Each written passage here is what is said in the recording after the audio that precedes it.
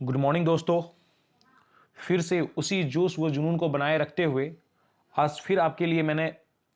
आज आपके लिए करंट अफेयर्स लेकर आया हूं। आज 19 सितंबर है और आज 19 सितंबर के जितने भी महत्वपूर्ण घटनाएं हैं उन सारे घटनाओं को आज के वीडियो में हमने समाहित करने का प्रयास किया है। अगर आज का कंटेंट या बाकी मेरे द्वारा पढ़ाया गया सारा कंटेंट आपको अच्छा लग रहा हो तो प्लीज इसे लाइक, सब्सक्राइब और अपने दोस्तों के बीच शेयर करना ना भूले।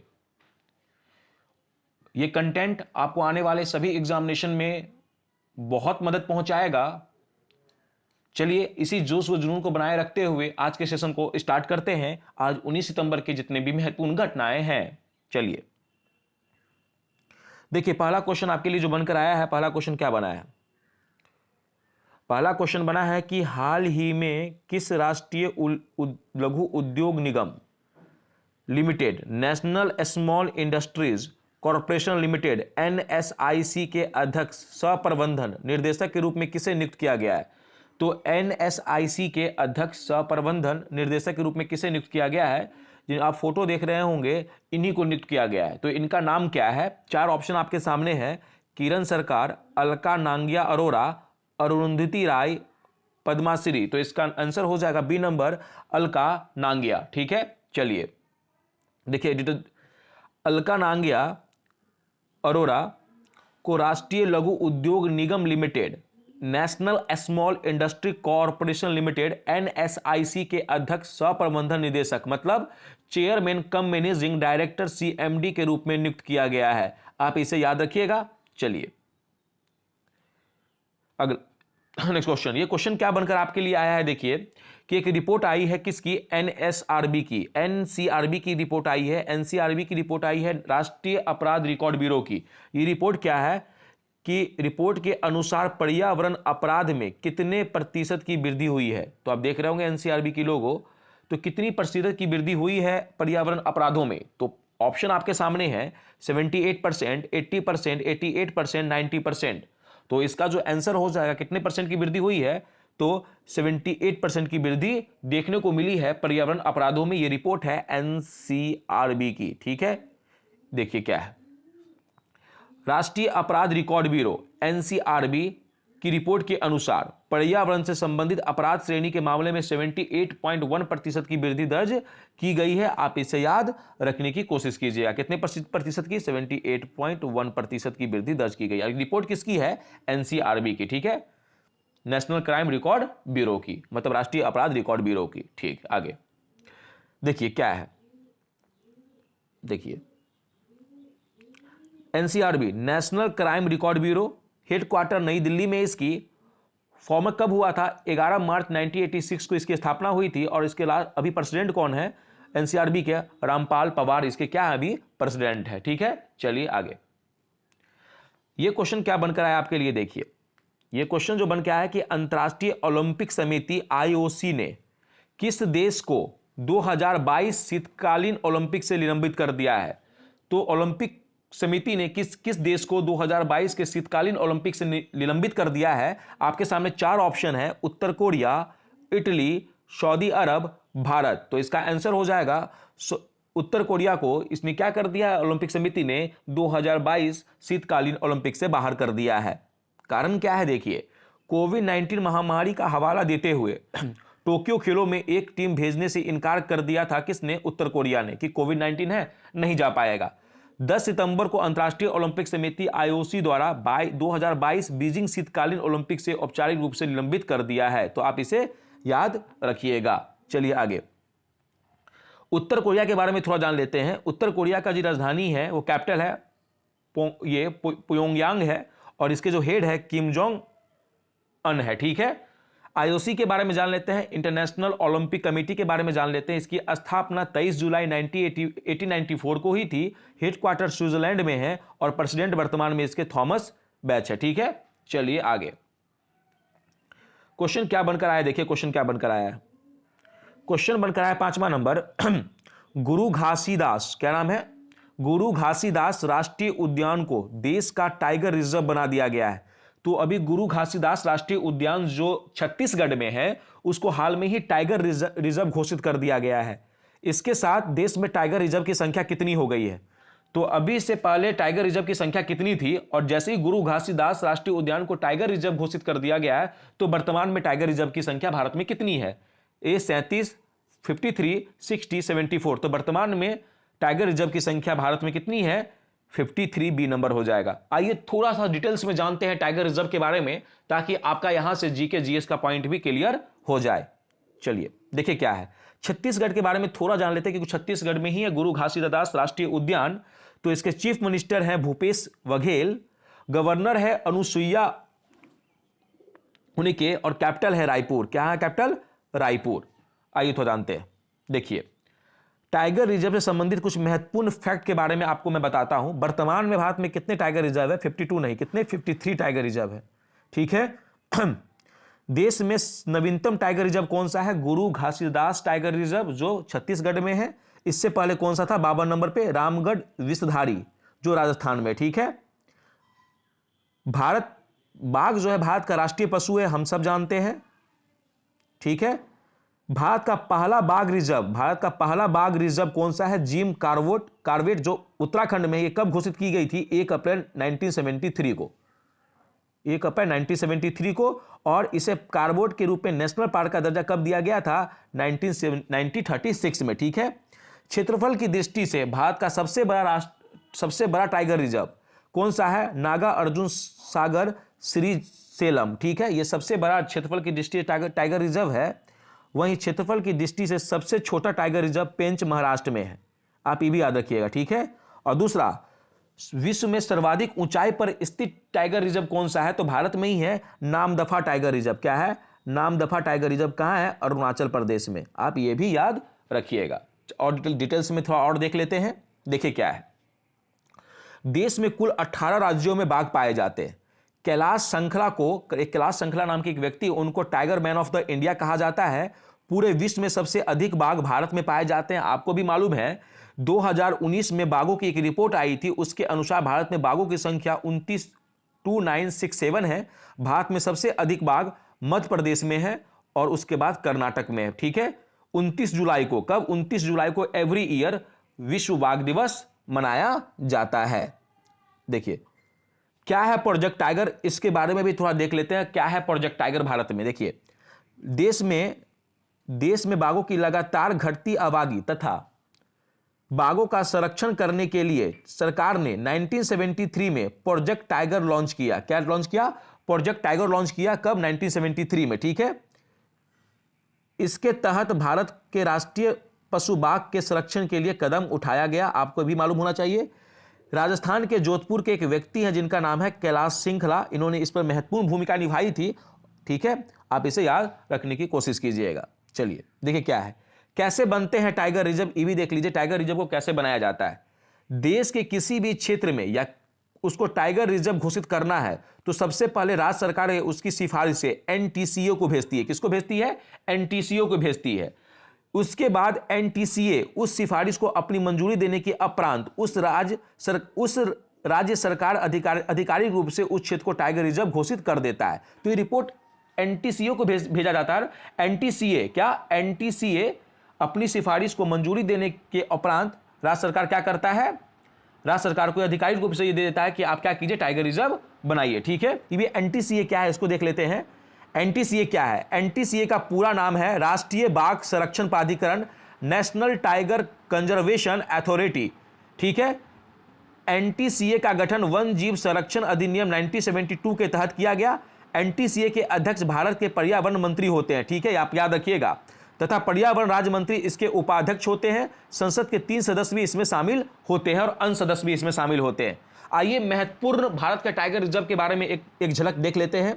देखिए असम में महत्वपूर्ण टाइगर रिजर्व है, जैसे आपको मानस टाइगर रिजर्व दिख रहा होगा, नामेरी, काजीरंगा और ओरांग, ये असम के टाइगर रिजर्व है। वहीं अरुणाचल प्रदेश के टाइगर रिजर्व नामदफा, पकाउई और कमलांग, ये अरुणाचल प्रदेश के क्या है, ये अरुणाचल प्रदेश के ये है टाइगर रिजर्व है। वहीं आंध्र प्रदेश के टाइगर रिजर्व है नागा अर्जुन श्रीशैलम।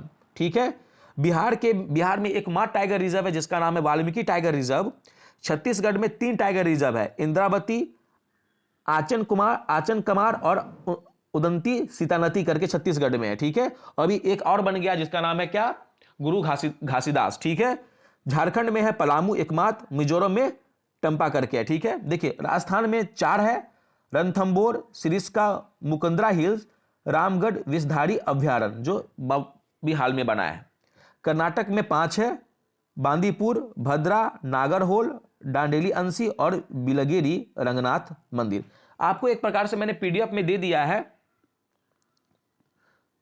बिलीगिरी रंगनाथ मंदिर जो है कर्नाटक में है। तो हमने आपको एक पीडीएफ के रूप में पूरे टाइगर रिजर्व के बारे में आपको मैंने दे दिया है, यहां से आप टाइगर रिजर्व के बारे में जान सकते हैं, ठीक है। देखिए पूरा टाइगर रिजर्व है, तो एक लिस्ट बना सकते हैं। टोटली टाइगर रिजर्वों की संख्या भारत में कितनी है, 53 है। चलिए आगे क्वेश्चन क्या बनकर आया, देखिए क्वेश्चन बन के आया, किस शिक्षा बोर्ड को यूनेस्को साक्षरता पुरस्कार प्रदान किया गया है। तो यूनेस्को के द्वारा भारत के किस बोर्ड को साक्षरता पुरस्कार प्रदान किया गया। 4 ऑप्शन है, सीबीएसई, एनआईओएस, इग्नू और आईसीएसई को। तो इसका आंसर हो जाएगा एनआईओएस को यूनेस्को की तरफ से साक्षरता पुरस्कार प्रदान किया गया है। देखिए एनआईओएस का फुल फॉर्म होता है national institute of open schooling, जो इसका मुख्यालय नोएडा उत्तर प्रदेश में है। यूनेस्को के बारे में थोड़ा जान लेते हैं। United Nation Educational Scientific and Cultural Organization इसका फुल फॉर्म है। संयुक्त राष्ट्र शैक्षिक वैज्ञानिक और सांस्कृतिक संगठन इसको बोलते हैं। स्थापना 16 नवंबर 1945 को हुई थी। मुख्यालय पेरिस फ्रांस में है, वहीं अध्यक्ष इसके आंद्रे ओजले है, ठीक है। चलिए आगे क्या क्वेश्चन बन के आया है, देखिए ई श्रम पोर्टल पर पंजीकरण करने के लिए कौन सा नंबर जारी किया गया है। तो ई श्रम पोर्टल पर पंजीकरण करने के लिए कौन सा नंबर जारी किया गया है। A number 14434, B number 13334, C number 12234 या डी नंबर 10234। तो इसका आंसर हो जाएगा ए नंबर 14434 नंबर जारी किया गया है। जिनको भी पंजीकरण करवाना है ई श्रम पोर्टल पर, वो जाकर इस नंबर के तहत पंजीकरण करवा सकते हैं। क्या दिखा हुआ है, ई श्रम पोर्टल पर पंजीकरण के लिए नंबर जारी, नंबर क्या है 14434, ठीक है। आप इसे याद रखिएगा। चलिए आगे अगला क्वेश्चन देखिए क्या बन के आया, दिवस के ऊपर क्वेश्चन बनकर आया है। विश्व बांस दिवस, क्या विश्व बांस दिवस प्रत्येक साल किस दिन मनाया जाता है। तो वर्ल्ड बॉम्बो डे किस दिन मनाया जाता है प्रत्येक साल। आपके सामने देख रहे होंगे बांस का फोटो। 18 सितंबर को, 19 सितंबर को, 20 सितंबर को, 17 सितंबर को।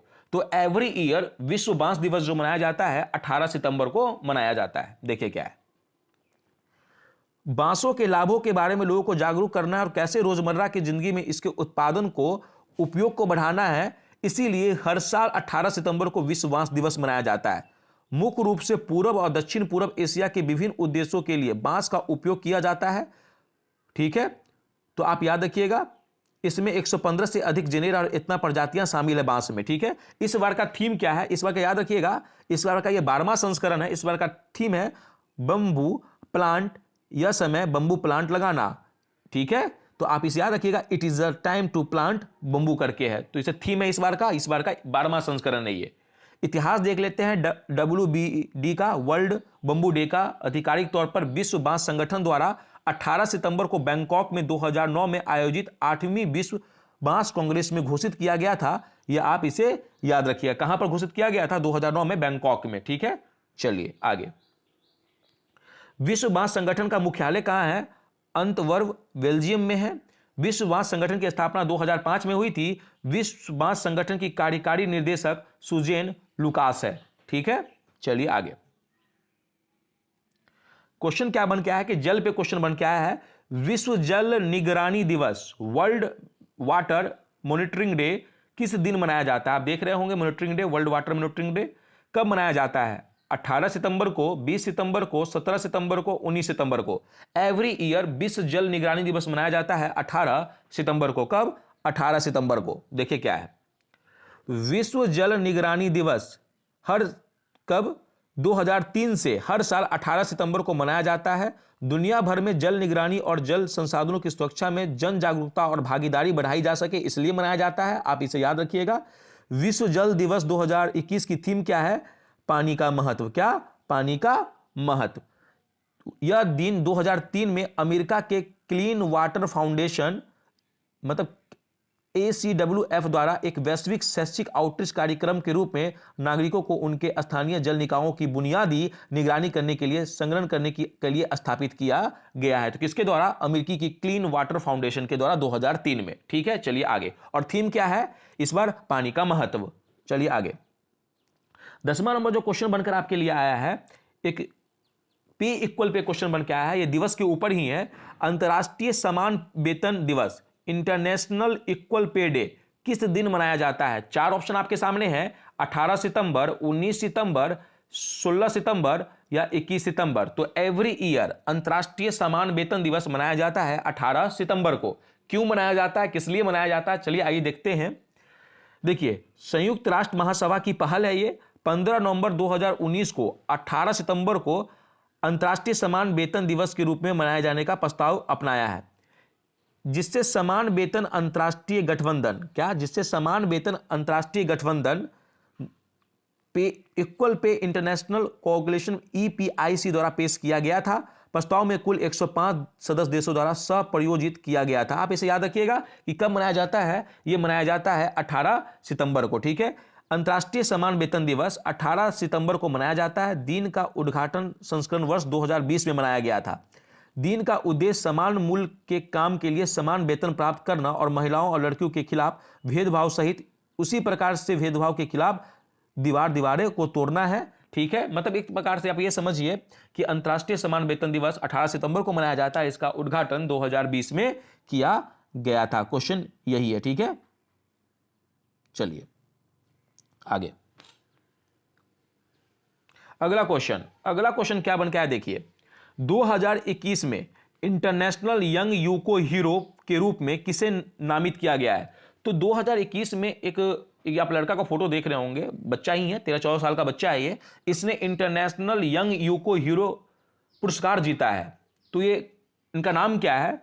अयान संकटा, सुमन शेखर, आदित्य शेखर या अतुल भवानी। तो इसका नाम है अयान संकटा। ठीक है, ए नंबर। देखिए क्या है ये, मुंबई के रहने वाले हैं ये।